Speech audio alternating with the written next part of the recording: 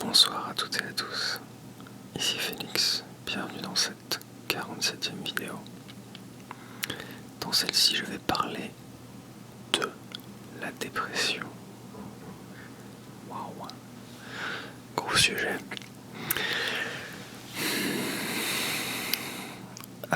Je voulais en parler parce que j'ai l'impression que c'est un peu un sujet invisible. Ça touche à peu près tout le monde. Ça touche à peu près tout le monde à différents degrés, à différents moments de notre vie. Et c'est universel. Il n'y a pas vraiment d'exception. Et j'ai l'impression qu'il existe à peu près autant de formes de dépression que d'êtres humains sur Terre. Néanmoins, j'ai quand même l'impression que il y a énormément de choses qui sont similaires parce qu'on a tous un cerveau. On a tous un cerveau qui marche à peu près de la même façon que les autres. Le cerveau de chaque être humain a les mêmes facultés, après on ne les utilise pas de la même façon. On est amené à utiliser certaines parties de notre cerveau en fonction du métier qu'on fait ou de plein de choses, ou de notre façon de voir la vie tout simplement.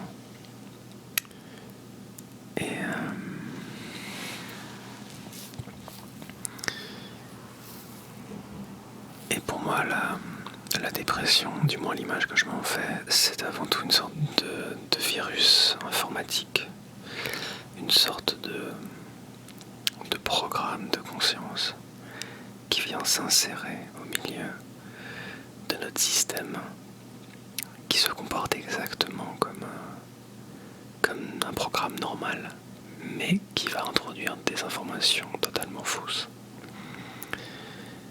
Ces informations fausses vont altérer notre vue, notre perception du monde.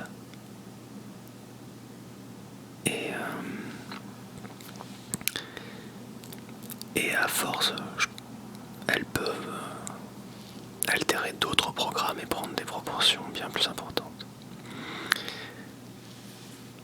Pour moi, dans la vie, il y a deux choses. Il y a les cercles vertueux et les cercles vicieux.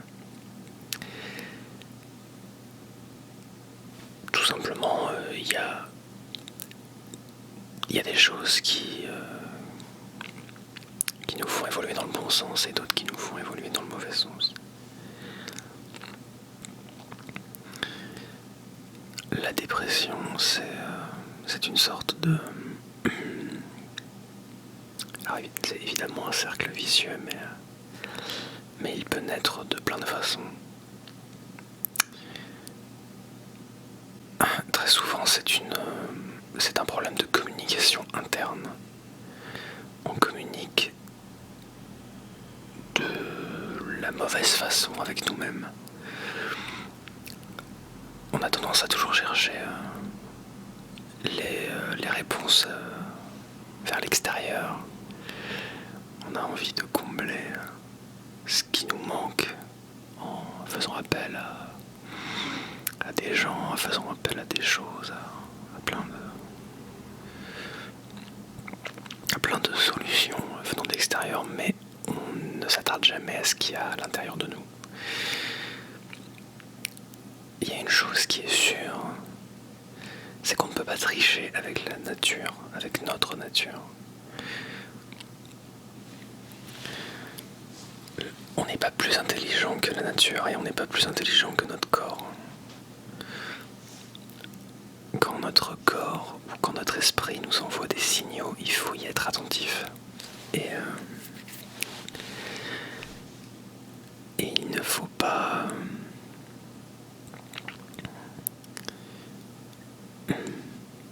Il y a des choses à ne pas mettre de côté, en fait. Il y a des choses où, quand vous sentez que votre corps ou que votre esprit veut vous dire quelque chose, il faut l'écouter. Mais encore faut-il se donner l'opportunité d'écouter ce que notre esprit nous dit. Pour moi, la dépression, ça commence là. C'est l'incapacité d'écouter nos propres signaux d'alerte. Et cette incapacité à écouter nos propres signaux d'alerte, elle vient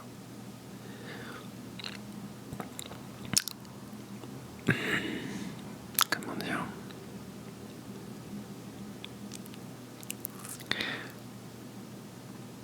je pense qu'elle vient d'un traumatisme. D'un traumatisme ou de... Un traumatisme, pour moi, c'est un manque de connexion entre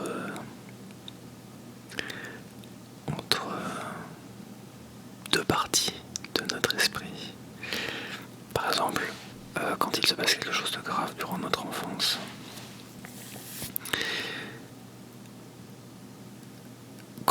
eh bien, le traumatisme crée une fissure, quelque chose, entre notre enfance et notre nous adulte. Et ça crée un souci de communication entre ces deux entités. C'est-à-dire que quand l'une va vouloir communiquer avec l'autre, eh ben, la connexion ne se fera pas et il n'y aura que du vide. Et le but, l'objectif, je pense, de guérir un traumatisme, c'est d'abord de recréer une connexion entre ces deux parties qui ne communiquent plus.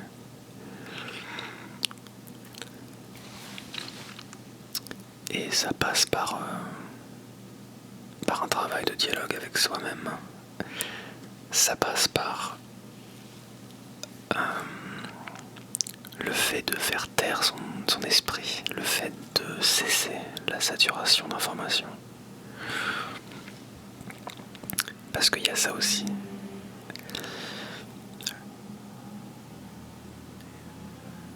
Je regardais un documentaire. Il y a une chaîne qui s'appelle Tristram, je crois, qui possède un documentaire qui s'appelle La puissance de l'intention. Et je vais vous le partager parce qu'il y a plein de... C'est un peu une mine d'or d'informations. C'est un peu une mine d'or de conseils de vie. Et dedans, il y a une phrase qui m'avait marqué. C'était notre plus grande malédiction, c'est qu'on croit qu'on sait. Et le plus dur, c'est de désapprendre. Quand vous regardez votre façon de voir le monde, vous vous rendez compte que votre regard est perturbé par énormément de choses. Votre cerveau ne s'arrête jamais de fonctionner, il ne s'arrête jamais de penser. Vous êtes saturé d'informations en permanence. C'est pour ça que vous n'arrivez pas à dormir d'ailleurs. Ou que vous n'arrivez pas...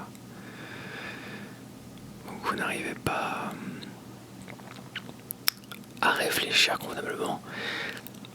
Ou que vous n'arrivez pas à voir la vie clairement. C'est pour ça que votre interprétation est faussée. Votre perception du monde est faussée parce que vous êtes saturé d'informations et que vous n'êtes plus capable. Vous devenez incapable de regarder les choses pour ce qu'elles sont. Et vous surinterprétez les choses constamment. Parce que vous êtes dans l'analyse. Et vous n'êtes jamais dans la contemplation et dans le lâcher-prise. Pour moi, la dépression, c'est ça. C'est quand vous interprétez tout de la pire façon possible. Notre cerveau a tendance à se concentrer sur les choses négatives pour se protéger. Parce que c'est un petit peu comme faire une sauvegarde dans un jeu. Vous sauvegardez avant de faire quelque chose de risqué pour justement vous dire, pour vous protéger, pour vous dire je sais que ça se passe comme ça et je ne vais pas y aller, je ne veux pas le faire. Et vous obtenez une certitude.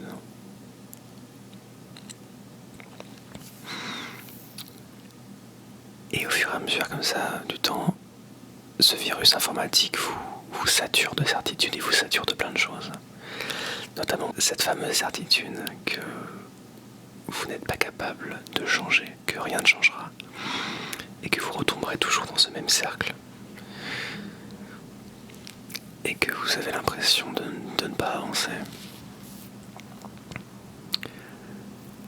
Le plus dur, c'est de désapprendre, de déconstruire notre jugement et notre perception. C'est un petit peu comme ouvrir le capot d'une voiture pour voir comment elle fonctionne. C'est ça en fait, c'est que la dépression, c'est vous avez des connexions qui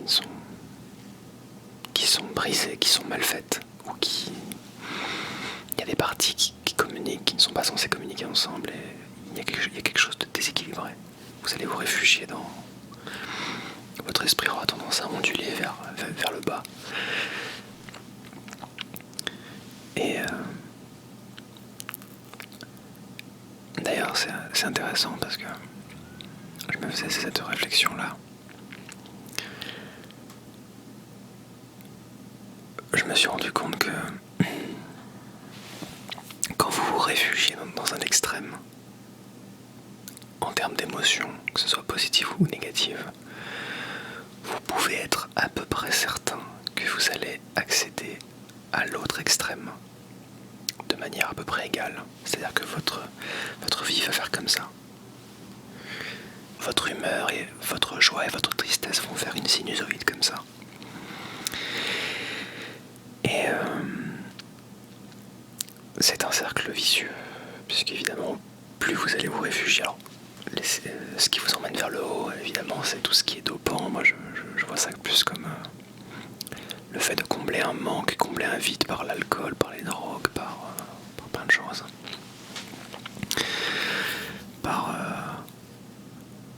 Ou tout simplement par l'entretien d'une joie, d'une niaque, d'un truc qui vous rend totalement hystérique.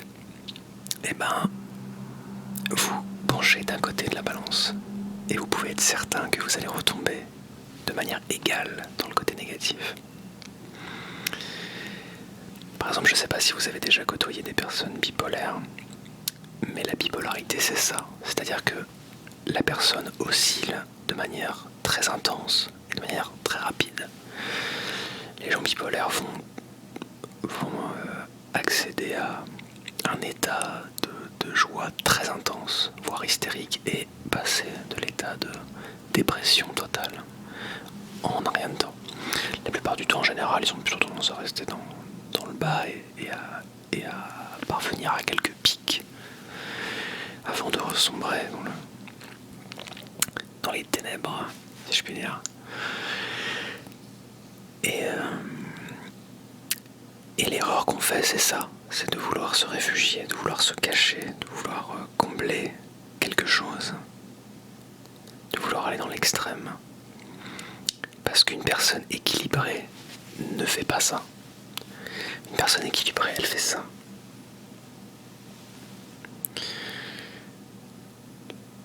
C'est un petit peu ce que les gens qui font de la méditation tentent d'obtenir. C'est justement le fait de ne plus osciller. Et c'est ça le plus dur. Essayez de fermer les yeux et de ne penser à rien. C'est quasiment impossible. En revanche, ce que vous pouvez commencer par faire, c'est de fermer les yeux et de commencer à être en quelque sorte spectateur, spectatrice de votre flux de pensée. De contempler toutes ces informations qui passent comme ça et de voir votre émetteur ne plus être votre émetteur, mais être extérieur à votre émetteur d'informations et à le regarder émettre.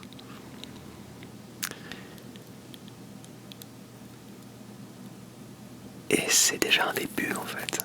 C'est déjà le début d'ouvrir le capot pour voir comment ça se passe là-dedans. Ça vous permet parfois de voir un peu comment se passent les branchements et voir où l'information va.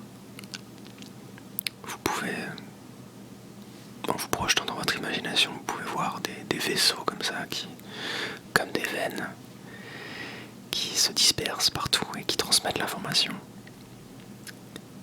Et vous savez très bien que votre problème se situe dans une de ces veines et qu'il y a un problème de connexion là-dedans. Ce qui est très rassurant, c'est que ce n'est pas une fatalité. Contrairement à ce que toutes les personnes dépressives pensent, la dépression n'est pas une fatalité. Et même si ça fait très longtemps que vous êtes déprimé, eh bien ce n'est pas une fatalité. C'était Einstein qui disait « La folie, c'est de faire toujours la même chose et de s'attendre à un résultat différent. »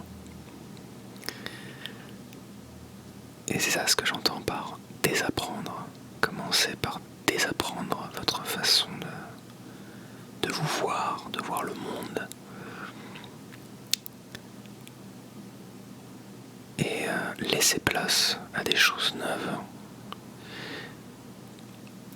Parlez-vous, essayez de renouer contact avec votre enfance.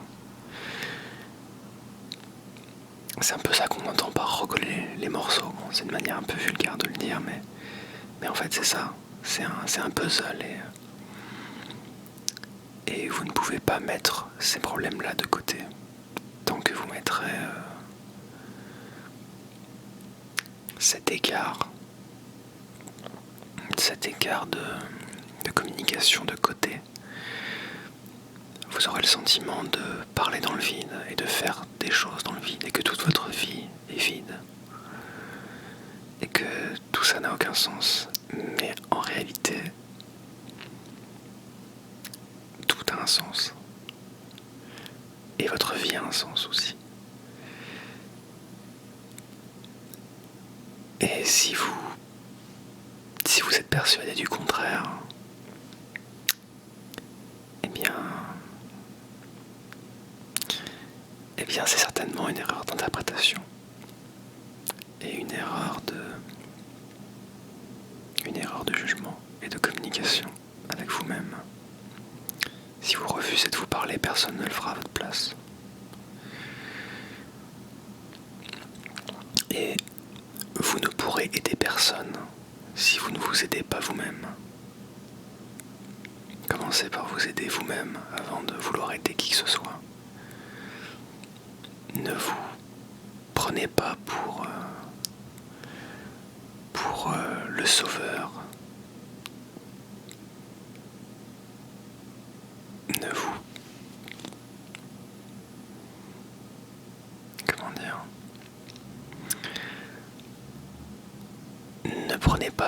Ne prenez pas la responsabilité des blessures des autres. Vous n'avez pas le contrôle. Vous ne contrôlez rien, en fait. La nature suit son cours. Et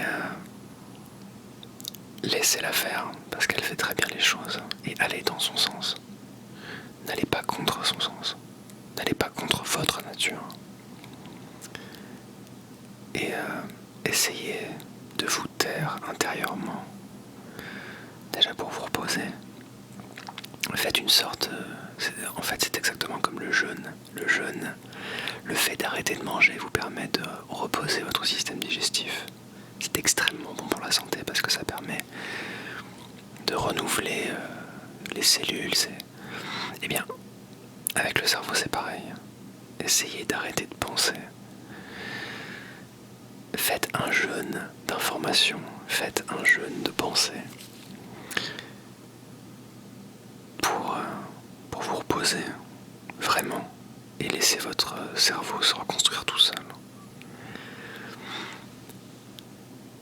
La plupart des choses sont tellement simples que j'ai l'impression que les gens ne comprennent pas ce qui est simple. On s'attend toujours à quelque chose de compliqué, mais la solution est très souvent là où on l'attend le moins. Et pour la faire venir, cette solution, il faut savoir se taire parfois.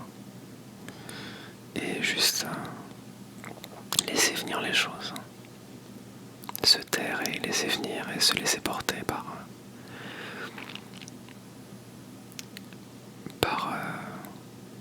l'intention de la nature.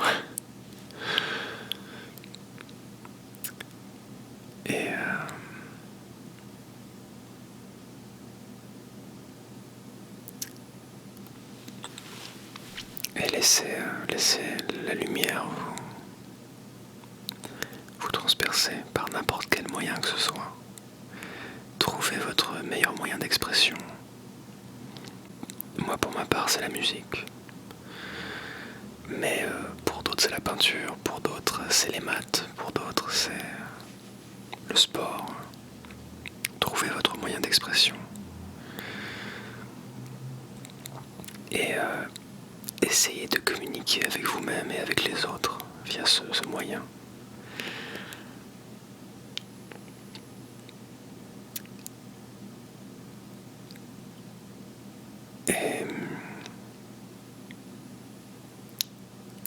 Et ça devrait déjà aller mieux. Voilà, j'espère que ce que je vous dis vous parle. Et si vous ressentez le besoin de parler, vous pouvez toujours m'écrire un commentaire, je le lirai, bien évidemment. Je ne répondrai peut-être pas à tous les commentaires, mais je vous lirai, en tout cas. Et peut-être que le fait d'écrire ce commentaire vous fera prendre conscience de certaines choses, parce qu'on a tendance à se surprendre des fois en écrivant certaines choses. Donc je vous invite à le faire. Et je vous dis à la semaine prochaine. Portez-vous bien. Au revoir.